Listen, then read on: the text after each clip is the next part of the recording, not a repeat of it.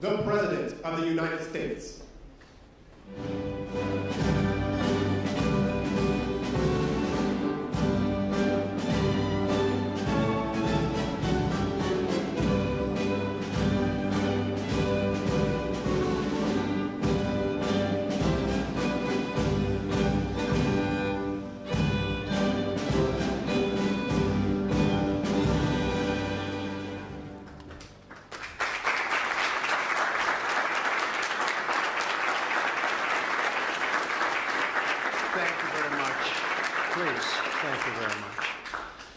Before we begin, I want to provide a brief report on the unprecedented success our country has been witnessing in recent weeks. Since even before the election, we've been making extraordinary progress. The American people gave us a clear mandate to save our country, and we won all 7 swing states by large margins, historic. Very importantly, we won the popular vote by millions and millions of votes.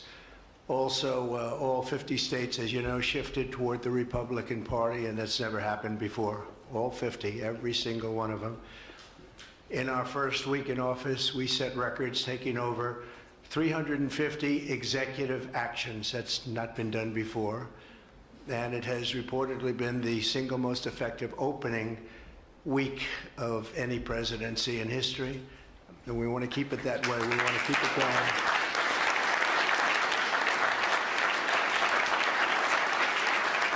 We want to keep it going.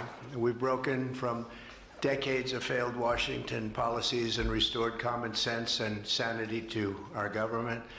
We've unleashed American energy, and we've already achieved record low illegal immigration. As you see, there's nobody trying to get in.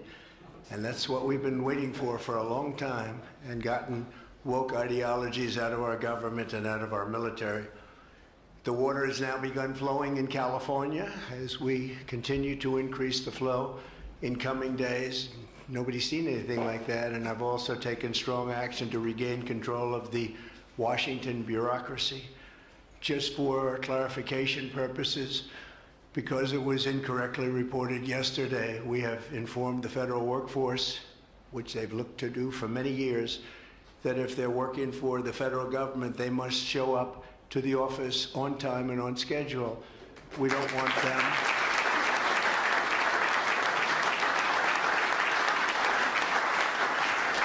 We don't want them to work from home because, as everyone knows, most of the time they're not working, they're not very productive, and it's unfair to the millions of people in the United States who are in fact working hard from job sites and not from their home.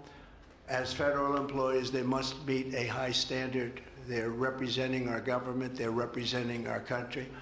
If they don't agree by February 6th to show up back to work in their office, they will be terminated, and we will therefore be downscaling our government, which is something that the last 10 presidents have tried very hard to do but failed. Most of the people we're talking about have not been going to their federal offices in many, many years, from even before COVID, but they have nevertheless been paid. Some have worked, some haven't worked, and most of the studies say that some have just gone through the motions. We may ask these people to prove that they didn't have another job during their so-called employment with the United States of America, because if they did, that would be unlawful. As you understand, a lot of people are getting paychecks, but they're actually working other jobs, so they'll have to prove that to us that they weren't. In any event, we're requiring them to show up to work or be terminated. We think a very substantial number of people will not show up to work, and therefore our government will get smaller and more efficient, and that's what we've been looking to do for many, many decades, frankly.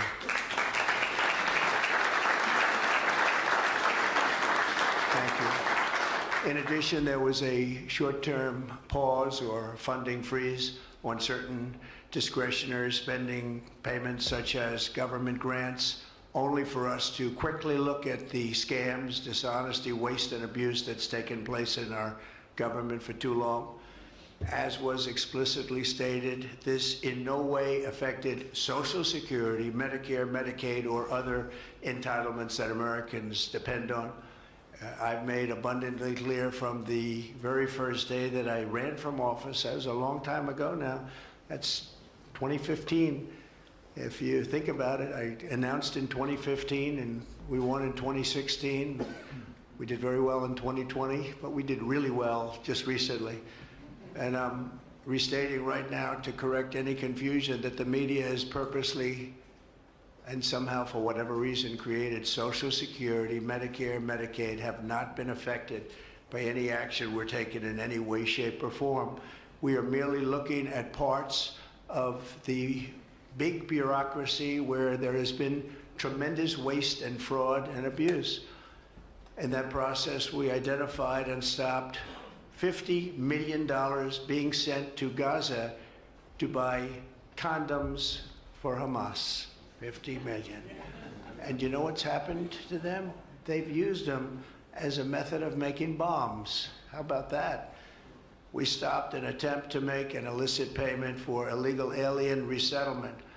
We canceled $181 million in DEI training contracts. This is just for the training of people in DEI, which has been terminated and completely terminated. And we paused $1.7 billion in unauthorized payments to foreign organizations, including stopping more than $40 million that was on its way out the door to the very corrupt World Health Organization, which has not done its job and not done it properly.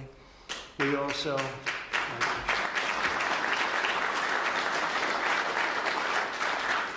also blocked $45 million for diversity scholarships in Burma. 45, that's a lot of money for diversity scholarships in Burma. You can imagine where that money went. These were the types of payments, and many others. I could stand here all day and tell you things that we found, and we have to find them quickly because we want the money to flow to proper places. But these were the payments and types of payments affected by the temporary freeze, and the American people strongly support these efforts. I talked about it during the campaign, and they voted for us in record numbers. Every single day, we're now putting America first and fighting to get the most out of every single tax dollar for our great citizens. We've gathered this afternoon to take another historic action. However, in a few moments, the Laken Riley Act will become the very first bill that I proudly sign into law as the 47th President of the United States.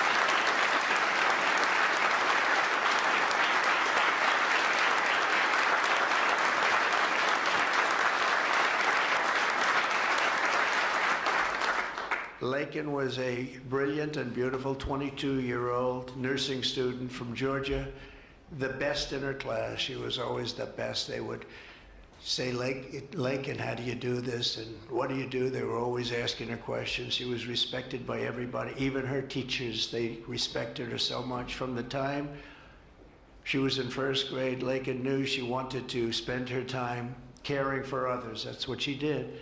To her friends and classmates, she was a light of warmth and kindness in every single room.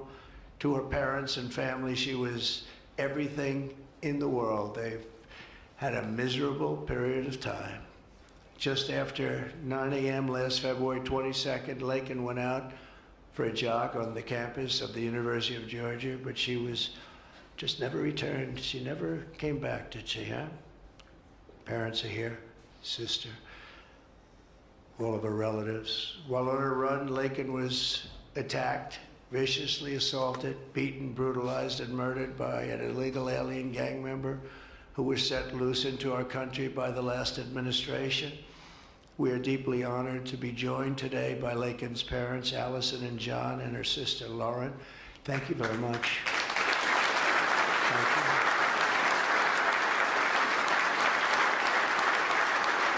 So sad. We were together right after that happened, and it's a tremendous tribute to your daughter, what's taking place today. That's all I can say, but so sad we have to be doing it at all. Thank you very much for being here. To Laken's family, we will keep Laken's memory alive in our hearts forever, everyone's hearts. With today's action, Her name will also live forever in the laws of our country, and this is a very important law. This is something that has brought Democrats and Republicans together. That's not easy to do. Laken did it. Laken did it. America will never, ever forget Laken Hope Riley. The vicious criminal who murdered Precious Laken was an illegal alien member of the barbaric Venezuelan prison gang known as Tren de Aragua.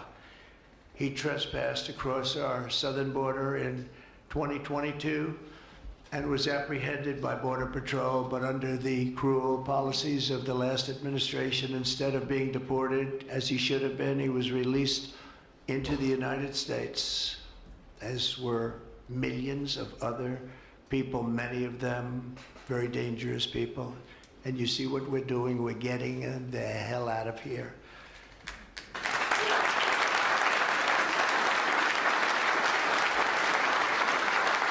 He was soon arrested again in New York City on charges of endangering a child, but because of New York City's deadly sanctuary policies, as we have in California and many other places, which we're ending, we're going to end them, he was released again to reoffend.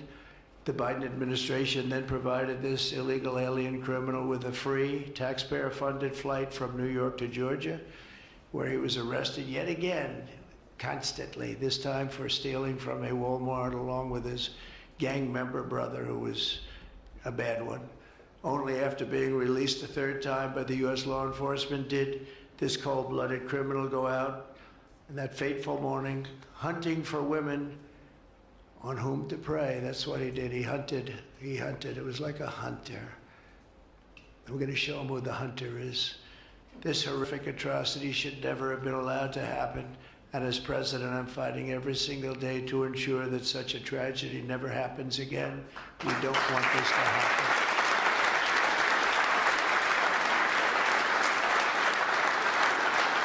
And under the law, thank you. Under the law I'm signing today, the Department of Homeland Security will be required to detain all illegal aliens who have been arrested for theft, burglary, larceny, shoplifting, assaulting a police officer, murder, or any crime that results in death or serious injury. In addition, for the first time ever, this act gives state governments the ability to sue the federal government for immediate injunctive relief if any future administration ever again refuses to enforce the immigration laws of the United States, like happened for 4 long years.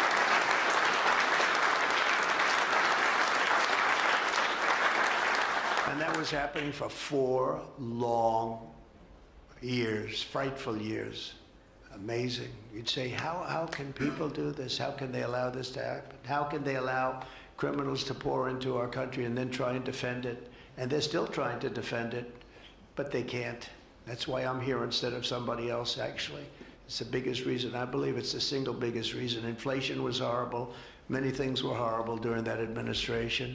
When you look at what took place in Afghanistan, the way they got out, not that they got out, but the way, so many things were horrible. But to me, this was the worst of all.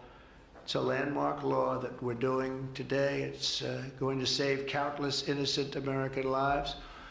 I want to thank every House Republican, every Senate Republican, as well as the 12 Senate Democrats and the 48 House Democrats who voted to pass this vitally important bill, and many of them are with us today, and I really do appreciate it. And I very much especially appreciate the bipartisan support. The Democrats, really a big percentage of them came through, and plenty of them wanted to. They probably felt they couldn't, but they really wanted to.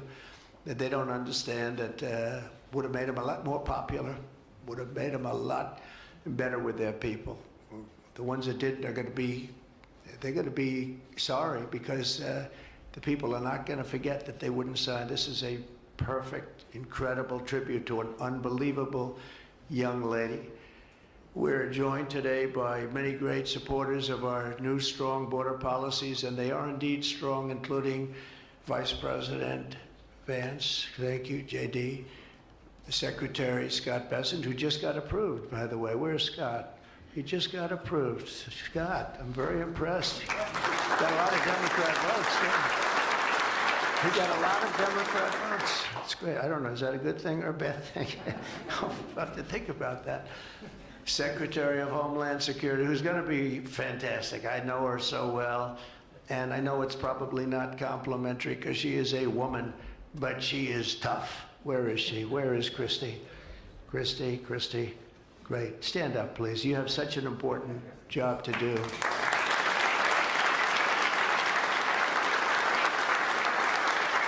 Really great. Thank you very much. And don't let that look fool you. That look is, she's tough, and she cannot stand that she's having to sit here and even listen to this today. Another one who's done a job like nobody that I've seen in a long time, Tom Homan. He's my friend, but he is something special. He's something special. Yeah. And Tom and Christy, the numbers are unbelievable. What's happened? It's like just shut down. Nobody thought that was even possible. It's just shut down. They showed an area that a year ago had thousands and thousands of people rushing into our country. And today there was nobody there. It was like a beautiful sight. And also Senate Majority Whip John Barrasso. Great guy. Great guy. Thank you, John. And I also want to thank the bill sponsors, Senator Katie Britt. Katie, thank you, Katie.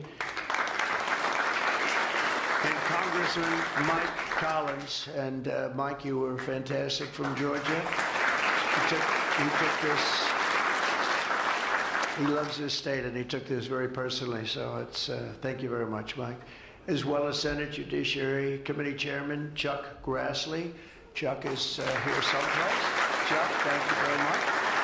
You look great. And House Judiciary Committee Chairman Jim Jordan, who's a special guy, special man. And House Homeland Security Committee Chairman Mark Green. Thank you very much. Thank you, Mark. And we have many other congressmen and senators, but I'm not going to introduce because this is about your daughter. This is about something that's so important, and we're going to just go along. Thank you also. We have to say Burt Jones is in the room, and Burt is your lieutenant governor, and he was on this like you wouldn't believe. Thank you very much. I see you sitting there. Thank you very much. So we have state, local officials, we have law enforcement organizations, we have everybody. Most of them are in the room or represented in the room, and they're incredible people, and I've never seen them come together like they have for this. I've done many of these, not of this kind, but different bills, different passages having to do with many different things, from homeland security to inner security to taxes to 50 different items. I've never seen such support as you have today and as your great daughter has today. So I've never seen anything like it. And we have to thank your daughter for that, because she's going to save a lot of lives. She's going to be responsible for saving a lot of lives. So I'd like to just say to the Angel families, I've been with them and they've been with me from 2015 when I first got this crazy idea in my head to run for president because we could do better as a country. I want to thank so many of the people that are here that have been the angel moms, and we call them angel moms, but they're angel families, fathers and sons and daughters, but they've suffered tremendously like you have for no reason whatsoever. I want to thank Alexis Nungari, the mother of 12-year-old Jocelyn Nungari, murdered last summer by 2 illegal alien gang members released into the United States by Joe Biden's open border stupid policies. And thank you very much, Alexis. I want to thank you very much. We had an amazing trip, and it was really special to meet you and your family. Appreciate it very much. So sad we have to be here, frankly. And Jocelyn, as you know, is in our hearts as she was then. It was an amazing day we had, a great day. But it was a day of celebration of somebody that unfortunately won't be with us. But she is with us now, you know that. Here also is Patty Morin, the mother of Rachel Morin, killed 2 years ago by an illegal alien who was let into our country by the last administration's ridiculous, weak policies. Open border, can you imagine? When I heard open border, I said, oh, that's terrible. They're going to release their prisons all over the world. They're going to release their prisons into our country. That's exactly what happened. Patty is joined by Rachel's brother, Michael, Rachel's daughter, Clementine, and sister-in-law, Shannon. Thank you all for being here. We appreciate it very much. Thank you very much. Thank you. With us as well is the loving family of Kayla Hamilton, a 20-year-old girl murdered in July 2022 by the MS-13 illegal alien gang member who is violent, vicious, and they knew it, and they didn't do anything about it. And I want to thank you to Kayla's mother, Tammy, and her grandmother, Kathy, and her stepfather, Jeremiah, very much. And finally, I want to thank others who have also suffered this horrible scourge that goes on with young people being killed, and other people too, but young people, largely young people being killed. Thank you to Scott Root, the father of Sarah Root, killed at 21 years of age.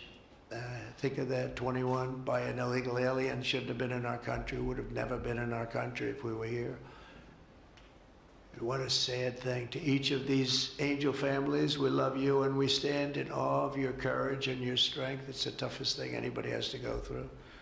Many of the angel families here today were betrayed by the last administration and with its heartless and foolish and really very, very arrogant and very, very dumb policies. Policies that aren't even believable when you talk about common sense. I say we're the party of common sense, but the Democrats also, they have plenty of common sense, and that's why so many are here today and so many supported what we're doing. The very government that was supposed to protect their daughters instead opened our borders and transported the world's most dangerous criminals straight into their communities. They came from prisons and jails and insane asylums and mental institutions from all over the world, not just South America. People think South America. They come from all over the world. They come from every continent. And they came here by plane, and they were loaded onto buses, and they were driven right up to our border, and they drove right through the border, and nobody even said a word to them. And in those buses and those cars and those trucks were some of the meanest criminals anywhere in the world. As of last September, 425,000 illegal alien criminals were roaming free, including 13,099 convicted illegal alien murderers, of which about almost 50% killed more than one person, and they were roaming all over the country in our farms, in our cities. Under the Trump administration, we're moving with urgency and speed to get these vicious and violent criminals the hell out of our country and to restore law and order to our suburbs, our cities, and our towns. And we're going to do it with Tom and with Christy and with all of the people that are working so hard on this. This week, compared to a comparable time a year ago, think of this, the number of illegal border crossers has already fallen by more than 100%. And because the election was coming, they started getting a little bit tougher on the border. They tried to follow our policies, and they did much better, but it still was horrible. The numbers were still horrible, so that's 100% over those. They only did it because of the election, so they knew what they were doing was wrong. And those who do cross the border, and you're seeing that every time, all you have to do is turn on your television set or pick up a newspaper, or read any form of new media, because we have a lot of new media today, fortunately, that's letting the word get out. But they're watching these people be captured and removed from our country. ICE arrests have risen by 15 times in just a short period. And over the past 8 days, the heroes of ICE and Border Patrol, we can never forget Border Patrol. Those people, I've gotten to know so many of them. Our border czar, as you remember, never went to the border and never made a phone call. She was the border czar. She never made one phone call. They went to the heads of border. They went to the heads of ICE. Did you ever get a call? No. And she admitted she never made one call, but she was the border czar. And that's exactly what our border was all about. The heroes of ICE have arrested thousands and thousands of illegal alien criminals, including hundreds of gang members, traffickers, child predators, terrorists, and murderers. For the first time in history, we're loading dangerous and illegal aliens into military aircraft and flying them back to the places from which they came. You probably read about Colombia 2 days ago. They said, no, we're not taking them. I said, we're going to take them. You're going to take them. You're going to like it, too. You're going to take them.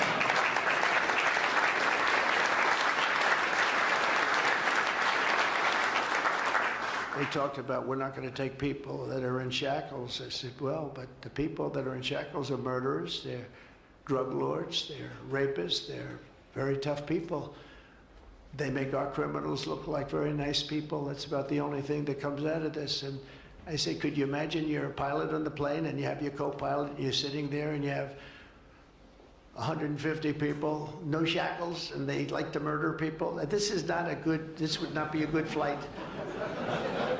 So Colombia apologized to us profusely within an hour based on something I said, meaning you're going to pay tariffs like nobody's ever paid tariffs before. But they actually wanted to terminate his position. They're essentially Congress met and they were very angry with them. But they actually said they were going to send the presidential plane to pick up these criminals and to bring them because they didn't want to inconvenience us or have us do a second flight. And that's what they did. And I appreciate it. And I do appreciate the people of Colombia are wonderful people, and the representatives really acted well. And I appreciated they took back that tough talk. But, you know, we may have tough talk from others, but it's not going to mean anything. They're going to all take them back, and they're going to like it, too. They're going to like it. They're going to take it back, and they're going to like it. Today, I'm also signing an executive order to instruct the Departments of Defense and Homeland Security to begin preparing the 30,000-person migrant facility at Guantanamo Bay. Most people don't even know about it. We have 30,000 beds in Guantanamo to detain the worst criminal illegal aliens threatening the American people. Some of them are so bad we don't even trust the countries to hold them because we don't want them coming back, so we're going to send them out to Guantanamo. This will double our capacity immediately, right? And that's a tough place to get out of. Today's signings bring us one step closer to eradicating the scourge of migrant crime in our communities once and for all. And it was just it's just an unforced error that we even have to be doing this. Now we need Congress to provide full funding for the complete and total restoration of our sovereign borders, as well as financial support to remove record numbers of illegal aliens. And these are illegal alien killers, criminals at levels that nobody's ever seen before. And you would have known that, and you were there when I said it. I said everybody that's bad is going to be thrown. If you look at Venezuela, Venezuela's crime is down 77% because they've taken their gang members, their prisoners, their drug dealers, their drug lords. They've shipped them all into the United States. Many other countries, their crime is way down, and our crime is not doing well. But we're going to have it do really well very soon, and we're shipping all these people back where they came from. And now, before I sign the Laken Riley Act into law, I would like to ask Laken's really incredible mother, I've gotten to know. A very sad day I got to know her. But this is an amazing tribute to an amazing young person. And if you could come up, Allison, and say a few words, that would be great. Thank you very much.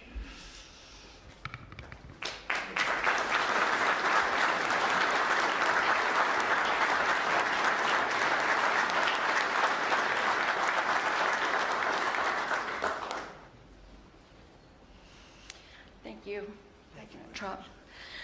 We would like to thank Senator Katie Britt for her diligent bipartisan work to get this bill through the Senate. We'd also like to thank Congressman Mike Collins for his unwavering passion and for leading on the Laken Riley Act from the start. Our family will forever be grateful for the prayers of the people across our nation and for helping to get this legislation into law. We also want to thank President Trump for the promises he made to us. He said he would secure our borders and that he would never forget about Laken. And he hasn't. He's a man of his word. We trust that he will fight for the American people. Most importantly, I want to thank our Lord and Savior, Jesus Christ, because without his sacrifices, Laken's story would have ended on that horrific day that she was taken from us. But because of him, we can continue living knowing that we will see Laken again. There's no amount of change that will ever bring back our precious Laken. Our hope moving forward is that her life saves lives. We're so thankful that her passion for helping others and her legacy for doing good in the name of Jesus Christ will carry on. Thank you.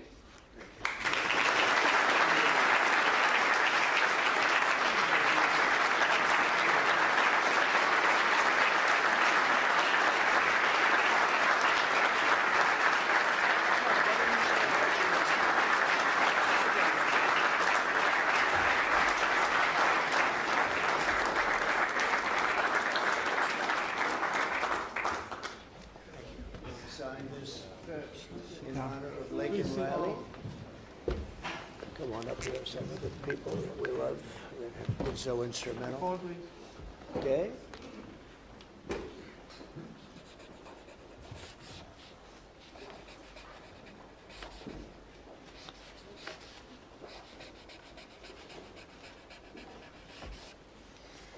Okay.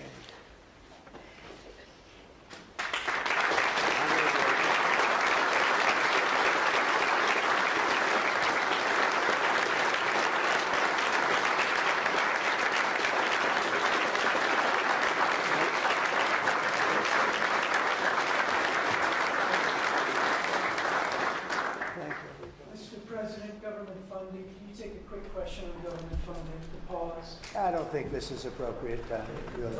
I respect that, but I don't think it's appropriate. I can just tell you government is doing very well, and we're cutting way back, but this is not the appropriate time. Thank you.